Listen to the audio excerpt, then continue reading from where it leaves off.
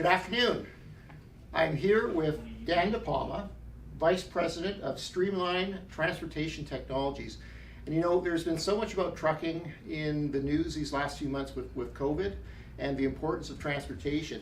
Streamline is a leader when it comes to bringing technology into the transportation industry. And Dan, I thought it'd be a good time to talk because I know we have the ELD mandate that's coming into place very soon. So why don't we start there? Yeah, well, first off, welcome, John. John's a friend of Streamline, so it's always good to have you here. So thanks for doing this. Great to be here. The ELD mandate's coming for Canada. What that means is that every vehicle will have to have an electronic way of tracking hours for drivers in its simplest form. That's coming in June of 2021. So we're really excited to help industry moving forward. It's not something that we built our organization around. It's something that came to be as we were building the organization, but it'll certainly help us, not only grow our business, but support industry, and that's important to us. No, absolutely. Well, let's talk a little bit about the evolution of your business because you started with providing technology, but that technology has changed and improved to meet the needs and look at future needs. Maybe just a quick overview of where you've been innovating in this space. Yeah, it's interesting. Like our parent company, Aero Transportation, has run trucks and all kinds of different transportation verticals over the years. Was running technology in the late 90s, early 2000s. We've decided that we were going to build our own technology and always had a vision at that point that if we could build something good, maybe we would take it to market, help industry, help ourselves learn about what's out there that maybe we're not thinking about within our four walls. So just really use it as a collaboration tool and a business unit. So we started with just basic core telematics when we decided to go to market, let's say 3+ years ago. And the space has really changed rapidly. I mean, we'll talk more to that. But it's been really interesting. We've grown from really being a simple telematics provider to now integrating different tools, a variety of different customers, and really, you know better than me, your customers tell you where you need to go next. So we've tried to do a nice job of listening to our customers and see what they need next and try to build it. For someone that's not familiar with the term telematics, maybe just a little bit about what that encompasses. Yeah, I think for most what it would mean, you're just trying to get metrics from the vehicle, your metrics of performance within the vehicle, things that can allow you to really measure, manage, and improve the business. So we connect to the engine of a vehicle, of a heavy duty truck, for instance, and we can get a variety of information points in the hundreds that will tell us what's going on with the vehicle and how that's being driven.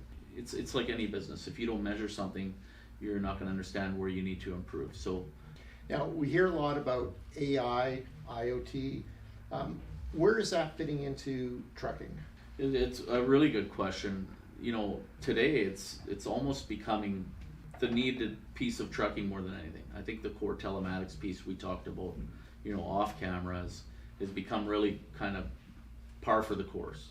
And the future is really in IoT solutions and AI is understanding how we can find that little bit of an extra edge using artificial intelligence, connecting different peripherals to the vehicle, sensors, you name it, that are going to help us understand what's going on with the cargo, with the driver, with some of the tools themselves, tires, engines, things like that. So that is really the future. That is the next step that we need to try to get to in order to be able to compete and help industry. Now, from a driver point of view, how is technology making it safer for the drivers and keeping the fleets moving on time? Yeah, it's a good question, John. I think if you think about it right where you started, that ELD piece, just being able to track hours, being able to manage, how long people are on the road, helps manage fatigue, helps manage safety. So right off the hop, that is the first thing. I think from there, your businesses transportation companies are businesses, right? They want to operate, they want to be successful, they want to do things safely, and they want to make money. And I think what the tools will help you do is simply that. You've got to have a safe operation. You need to have the metrics and the tools to be able to do that, but you also need to have the same metrics that will apply to being able to be successful financially. Otherwise, you cease to exist. I mean, what we're seeing in the world today, when the economy changes, ability to operate changes, and it's hard for companies to survive. So we're trying to give some insight into how we're going to make the drivers safer, how we're going to make the vehicles safer, and how we're going to make businesses survive. You know, every time when you turn on the news, you see something about autonomous vehicles, whether it's cars or even trucks you see that are moving on the road being tested. Tell me a little bit about where the industry is going with that. How? Yeah, that's $1 million question right now. I think it's going to happen. How close we are. I mean, we see tests of autonomous vehicles happening today, so it's with us today. How far are we away from our industry embracing it? Maybe on specific corridors. You know, you'll hear people say 10, 15 years. It's coming. It will come, and it will enter like a lot of different disruptors have. You know, what we're trying to do is say, hey, there's this long-term vision of where we'll be with autonomy in our industry, and then there's the now, and what are we going to do in the meantime. And I think that's where we talk about cameras and artificial intelligence, and then, you know, vehicle automation and speed control. So independent speed adaptation that's available in the marketplace today that we've included as part of our platform. So saying, you know what, maybe we're not going to go without the driver, but we're going to put some of those controls in place where fleets or drivers want them. And that's a natural step towards autonomy. So it's coming. What are the steps in between, and how can we provide that for our customers? Right. So right now you have speed control capability, restrictors put in place. So you're not controlling the vehicle, but you can control a bad habit, per se. Is that right? Yeah, that's a great way to put it. You're looking at different pockets of your business. Give an example. You know, some customers go onto their sites and are told, we don't want you to exceed this speed on this site. And if you do, you might jeopardize being allowed back onto the site. In previous days, we would have said to our workforce, you know what, gang, please don't speed on the site, or else they'll throw us out and we don't get a new contract. Now we could take a step towards saying, hey, in that site, in that specific zone, that vehicle won't exceed that speed that the customer wants. That's a good thing, everybody wins. COVID is with us.